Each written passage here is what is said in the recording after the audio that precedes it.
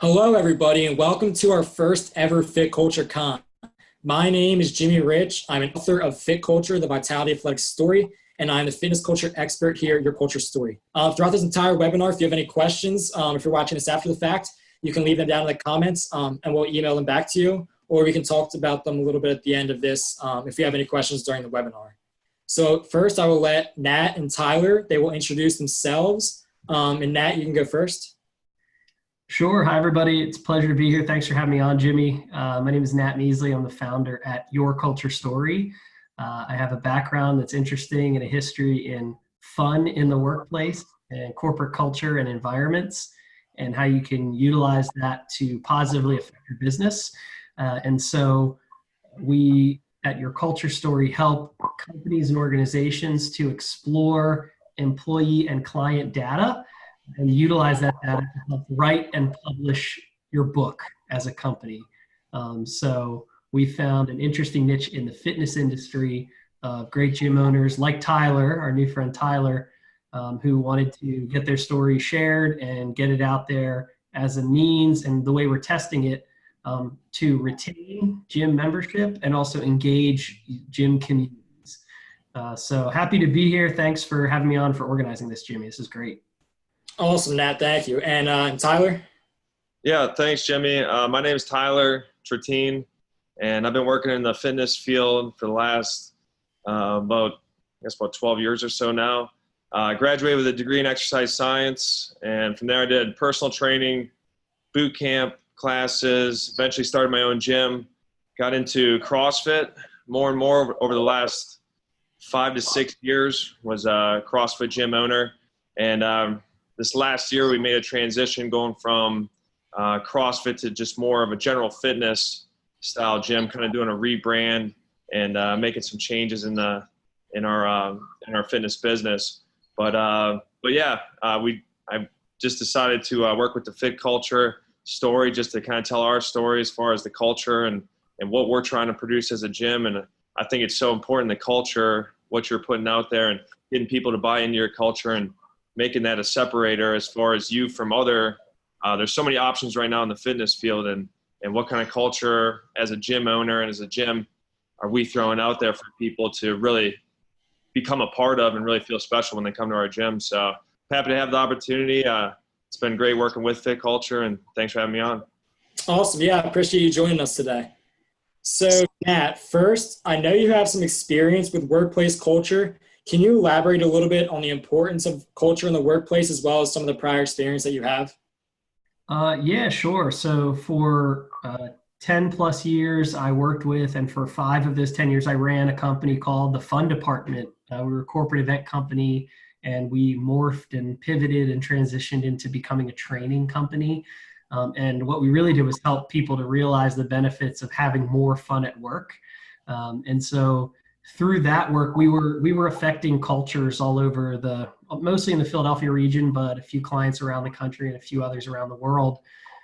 And what we were always studying and looking at was fun as a single factor and how it could affect culture, how it could make employees happier or healthier day to day, how it could affect retention rates of those employees, how it could affect their productivity. We worked with a huge bank regionally here and their call center, and just using fun as one factor to affect culture helped to enhance their productivity rates in this call center. Not the sexiest or most glamorous job. So I've had the privilege of looking at work and having fun for a living, but looking at culture through this lens of pure fun. And so I know culture is more than just fun, although it's an important piece. Culture can be determined by your brand. It can be determined by how much someone's getting paid. It could be determined by lots of other factors. And one of the biggest pieces was that we're testing at Your Culture Story is an employee or a client's voice being heard in culture. So if we three, for example, were a company, and Jimmy, you were the new guy and you just got hired, however you've learned your history, wherever you've worked, whatever your background experience is, you're going to bring all that to our culture, whether we want you to or not. So as much as I'm going to tell you, this is what our culture is and this is how we do it here, you're going to change our culture the second you start on day one. So the big kind of takeaway, I guess, from your original question of what affects culture is every single individual employee can affect culture in some way. And there's some micro factors and macro factors, one of which is fun that can really make or break a culture, make it good or bad for all those business outcomes. That's awesome. And I like what you say about everybody in an organization's voice being heard, because if you have everybody, whether they're the top executive or they're just a normal employee doing the dirty work, if everybody kind of be on the same plane,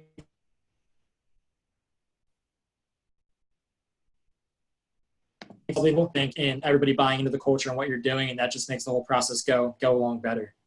So Tyler, with that said, what similarities have you seen with what Nat said about workplace culture and the culture that you've seen in fitness? Yeah, I think it's right on. I mean, it starts with in a gym, like it starts with the leadership, the owner. In my situation, that goes right with the coaches then. As the owner, as the leader of the gym, you have to set what kind of culture you want when people walk in the door, and how do your coaches interact with people? What kind of environment do they walk into? Is it a welcoming environment, intimidating? Do they really focus on taking care of their members, taking care of the people? And so just I think as a leader, as the gym owner, you got to really hold your coaches accountable to what kind of culture they're representing, and making sure that you give them proper example, proper guidelines and everything like that, and how to handle the culture, because it all stems from the leadership down to the coaches down to the members at your gym, your clients, and then that's going to ultimately fuel, the culture that you walk into. So I think just holding, as a leader, you got to decide, or as the owner of the gym, you got to decide what kind of culture you want at your gym, and then how you're going to uphold that standard with your coaches, and then making sure that your coaches interact with your members to make that right culture. Because if you're not on the same wavelength with everything, and like I think what Nat was saying, people come in, they have their own biases, but if it doesn't align with what your culture is, then eventually it's gonna cause some riffraff in the culture that you're trying to create.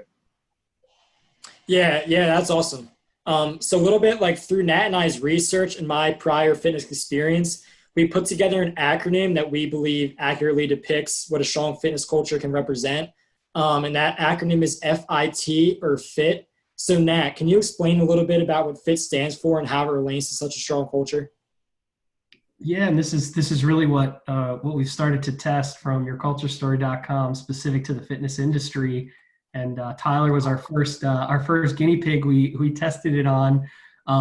So we found an acronym, 3 main factors that can affect a gym's culture. The F stands for fire. So really, what's your motivation for coming to the gym at an individual level? The I is influence. So how are you influencing others immediately, one-on-one around you? So like Tyler's talking about, a leader influences a coach, influences a member, and vice versa. A member influences a coach, influences a leader, and a leader influences a member, and a member influences a leader, right? So there's all these kind of individual communication pieces going on with how you're influencing. Like Tyler said, you walk into a gym and the leader's there like doing 20 pull-ups and screaming at your face like, "Welcome to Vitality Athletics." You're influencing that person. They might fit in, they might not. So there's fire, the influence, and the T we found we used as we named trooping, or trooping up. So really, how you creating a community. We took some inspiration from Tyler and his silverback gorilla logo, which we love, because gorillas travel in troops. But really, how are you socializing and working as a whole community? So what your motivations are, the influence, and the trooping. That's what we're testing within gym cultures. We're looking at those as the 3 main factors that can make for a positive culture that affects the gym's business outcomes, or a negative culture that does the same. Mm-hmm. That's awesome. And I'm glad you brought up the gorilla that Tyler has. over at Vitality Athletics. Tyler, can you talk about a little bit about why you chose the gorilla to represent Vitality? Yeah, I just like silverback gorillas. I think they're, obviously they're super strong. They're athletic with their body weight too. And then they're also very social creatures. So like Nat was touching on, they're in a troop, they're in a family. And that's what I envisioned with the gym. I wanted it to be a culture where obviously people, are kind of, they're strong. They're kind of like an animal, like in a good way. They're strong, they're fit, they're strong, not only with weights, dumbbells, whatever we're using, but they're strong with their body weight too. They're athletic, and they're also very social. So like our gym is a very social community too, where people are always encouraging each other. We end the workout, people are giving fist bumps to each other. Everybody's checking in with each other. How you doing? A lot of people hang out outside of the gym, do a lot of social events together. A lot of people really look forward to coming to the gym early, just a little bit earlier, or staying after, just to catch up with people and just hang out and talk a little bit. And, lots of smiles, and kind of that whole family atmosphere is what I envisioned. And the silverback fits well with that, I think. And that's really cool. I like how whenever you see that logo, especially one of your members, when they see that logo, they know every time that the gorilla represents Vitality, and that when they step into the gym, they're ready to be that social animal. But like you said, animal, they're ready to get after it. They're ready to have a great workout. And the fist bumps for all, that's really cool. And that's why your gym works, and the silverback really represents that well. So Tyler, how have you seen FIRE influence and troop in your own gym after you learned of the acronym through our work together? Yeah, I would say starting with FIRE, just giving people, something to motivate them, give them some sort of progression. So when they come in, I know one thing we do a lot of too is we'll do a lot of, start them kind of where they're at. Like we're not making them do anything extreme or anything crazy off the bat, but just kind of meet them where they're at, and then give them some progressions that they can work towards. And I think when they see other members at the gym that can do X, Y, and Z, or do this much weight, or do this workout in this time, then it gives them some motivation. Then they see themselves making that progression to getting to that spot, and they can see, like, we'll do some before and after tests from when they first come in. 90 days after they come in, we'll do a 90-day retest on body composition, and we'll do a workout, a retest from when they first came in, and just showing them some progression. I think that motivation of showing them how they're getting results, and they can see their progress. I think that, it would be a good one for FIRE. As far as like influence, others, the people in their class have a big influence on them as far as encouraging them. I think the coaches have a big influence. Just constantly keeping it a positive attitude, positive culture, where people come in and they feel accepted for where they're at, but they're always getting that little bit of nudge and getting pushed, getting some influence to take it to that next step. And it's always a positive, kind of like camaraderie, just cheering each other on. Troop, it's a family here. Everyone at the end is always, like we said, giving out fist bumps, and they're always encouraging each other. Like if someone's finishing a workout, there's normally a couple people that are going to stand there by them, cheer them on, give them some claps, give them a high five when they're done. And just very social. Like we're always just talking about different topics of the day and getting to know each other. And we do a lot of partner workouts too. So it's kind of like a team, teams of just 2 or 3 people. And it's like working in a sports team, kind of that type of atmosphere. So you always feel like you're a part of something more than just yourself. Right. Yeah, that's really cool. I would just like to chime in a little bit right here and say that this might be the time in the webinar that people might be thinking about their own FIRE influence and troop at their gyms. Just know that every gym has a different fit, a different culture.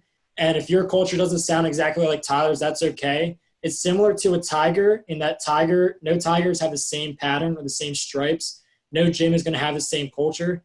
So you might be thinking right now your FIRE might be completely different than the FIRE at Tyler's gym. And that's okay. And that's why your gym works really well for your members and Tyler's works well for his members.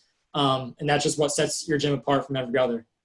So Nat, can you explain what your culture story is, and then a little bit about our process working with CrossFits and other gyms? Yeah, sure. So we're really asking a big research question, which is uh, how much does the voice of the employee and the client matter in telling a company's story? So the way that we work is in a short amount of time and for a lot less money than it would typically take you to either go to a big publisher and get your book published, or even self-author and publish something online with a few supporters and ghostwriters. We can get your book out there. So we did this with Tyler, and we actually have created Fit Culture. Here's a copy of the book right here. There's my favorite silverback gorilla right on there. It details the model of fit. And the coolest part about this book and our process is I didn't write this book. Tyler didn't write this book. Jimmy didn't write this book. 60 plus of Tyler's gym members wrote this book. So that's the really cool part about our process. We survey your people and your clients to get a sense of what your culture is, and then we take that content and turn it into a published work on Amazon. That's awesome. Tyler, can you go over a little bit about what you've learned through working with your culture story and going through this process? Yeah, I think it was a really good process for me overall. Just getting the information, the feedback, the survey type of information too. I think that's really useful for myself, any gym owner that'd be looking to do it, to see what kind of culture are they putting out there. Because I think sometimes what we envision or what we have in our head as far as what our gym feels like or what it should be feeling like is maybe different from what our members feel. And what we think is most important to ourselves might not be aligned perfectly with what our members think. And you can use that feedback to kind of steer you as far as what kind of culture you want to create in the future, or do less of one thing, more of another thing, and just work on it to improve your business overall. But I think it was really good. We're going through a transition. We did a rebrand with our gym right as this whole, as I got approached about doing the culture story. So for me to go through it at this time too, it really made me think about what do I want to do for the future as far as what culture do I want? How do I want people to feel when they come in? What's our main priority? And just thinking about things that maybe we did differently in the past that maybe I didn't like about our culture and how we can improve that. And then getting that feedback from our members and saying, all right, we're on the right step, or hey, we might need to tweak this a little bit here and there and really focus on making sure we do this so people feel better in this area. So I think just getting the feedback was really good. The process to do it, like as I was going through this transition, we did a rebrand, we moved buildings. We kind of transitioned our business from that typical competitive or hardcore CrossFit to more of just like a fitness-based CrossFit gym. So as we were going through, I was making a lot of changes. We moved locations, like I said, so I was super busy. But the actual process to do it was super simple. Our members really liked doing it. Like we had 60 plus members fill out the survey. They think it's really cool that there's a book that they can buy at the gym that they actually contributed to. They can buy it on Amazon. They're part of a book that they can buy. So that's pretty cool. And I can really use it too for future, for new staff, new members, that when they come on, I can give them this book and say, hey, this is a little bit about it. And I think everybody wants to feel like they're a part of something special. And I think you give them that. It looks really professional, obviously, but my gym that I just joined, they have a book about their culture. I think it looks pretty cool. When they read it, they're going to buy more into your culture. So you're going to get, hopefully, obviously a better client experience, a better client long-term, because they're going to know what you're all about, and they're going to feel like they're part of something special. Yeah, and that's really cool. And that's what I'm going to get into now, a little bit about member engagement.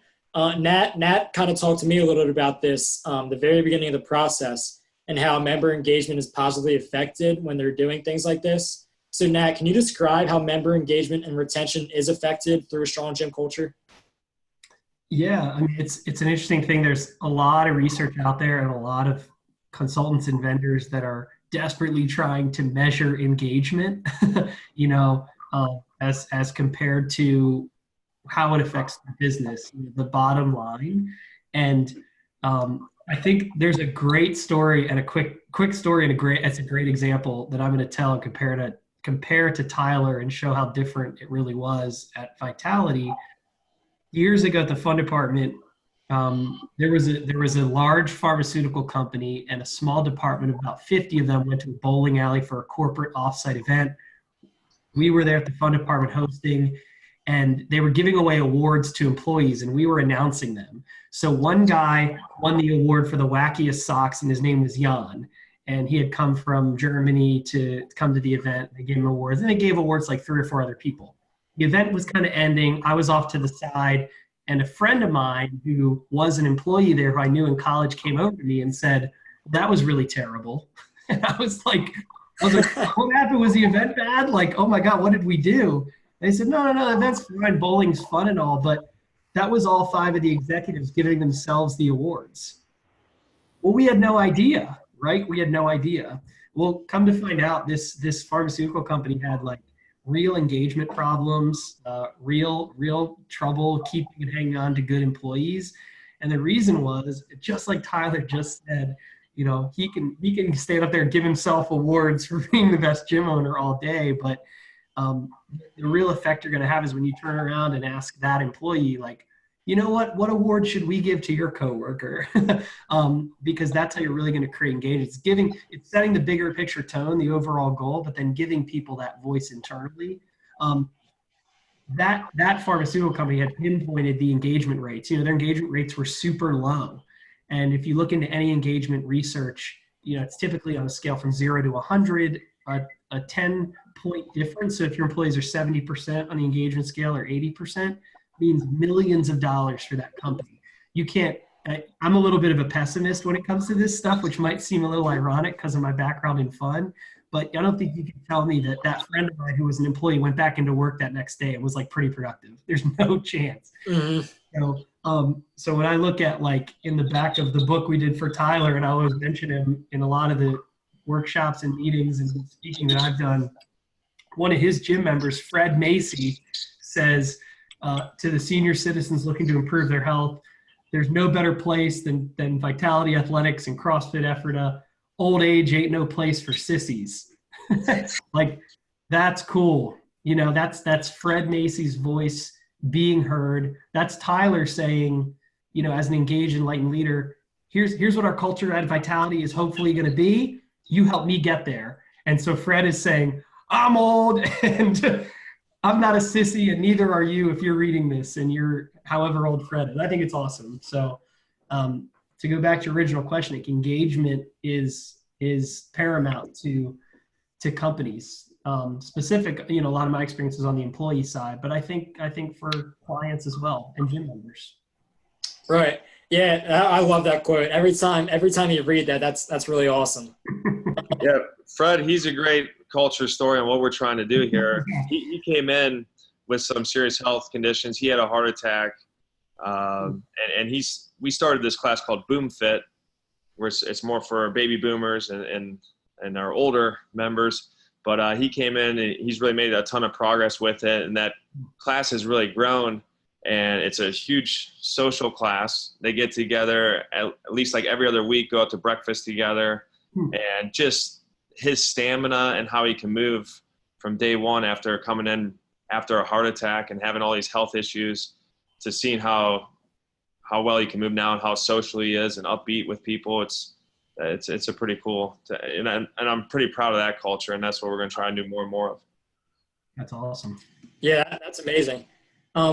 Tyler, we have noticed that there's been like more of an older generation of CrossFitters that have been popping up on your Vitality Athletics Instagram page recently. One of them might have been Fred, maybe not.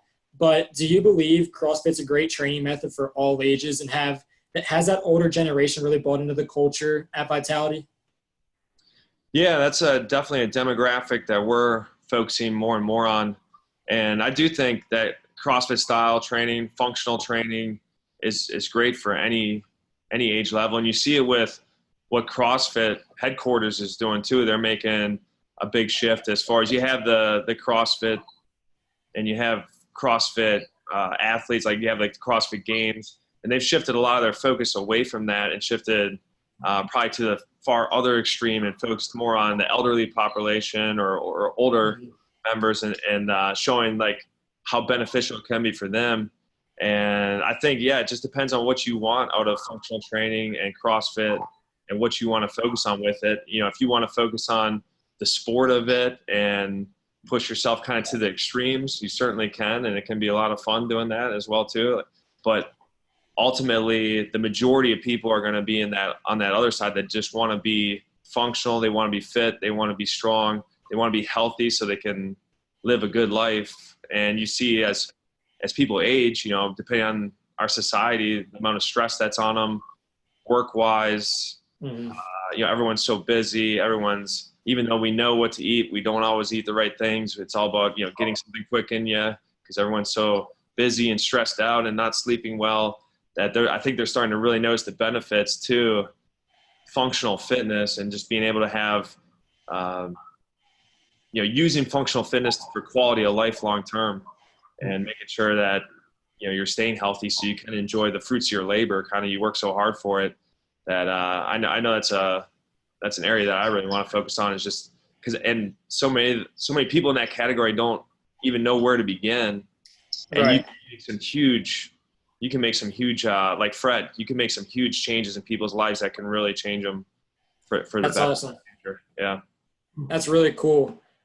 So going off of that, have you seen member engagement in all age groups of your gym? Have you seen that improve in the last few months with more people buying in and fitting into that like silverback gorilla type?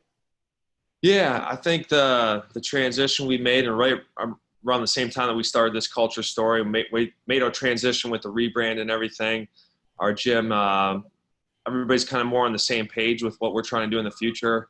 As far as our gym is more of a gym that's designed to get you fit for life rather than and get you a place where you can come in and be stress-free for an hour because everyone's so busy. We want to make this the most efficient, fun, effective workout for that hour for 3 to 5 days a week. And, you know, we've taken maybe some changes as far as like not focusing as much on the competitive or like, I guess some people would say like the hardcore side of CrossFit.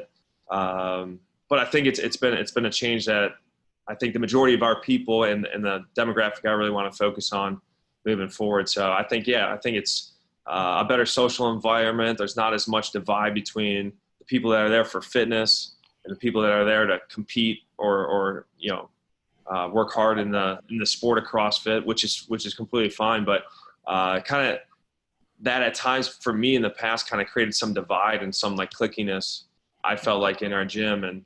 And now I feel like what we're focusing on right now, the culture that we're creating now, is just more focused on just fitness for life. Come in, get a good sweat in. You're going to feel good when you leave. You're going to have a great social experience. You're not going to feel like worried that, or intimidated that you can't do this movement, or kind of feel like it's way too much for you, if that makes sense. Mm-hmm. Yep.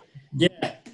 And I like what you said about how it used to be maybe a little bit cliquey, but now that you made that transition, you've had your book, it's more of the troop is even stronger. Everybody together now. It's really cool.